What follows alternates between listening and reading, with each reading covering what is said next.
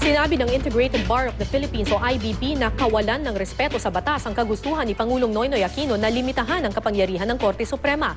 Ayon kay IBP President Vicente Hoyas, ang biglang pagpabor ng Pangulo sa pag-aamyenda ng konstitusyon ay maaaring magbigay daan sa diktadurya. Paalala rin ni Hoyas, ang kapangyarihan ng hudikatura ay umiiral para maiwasan ang anumang pang-aabuso ng ehekutibo na dati na raw nangyari nung manungkulan si dating Pangulong Ferdinand Marcos. Paniwala din ng IBP, posibleng naging mitya nito ang pagdedeklara ng Korte Suprema na labag sa konstitusyon ang ilang bahagi ng Disbursement Acceleration Program o DAP noong nakaraang buwan. Itinanggi naman ito ng Malacanang. Walang kaisipan ng Pangulo na maging palaban o maging na lumikha pa ng hidwaan.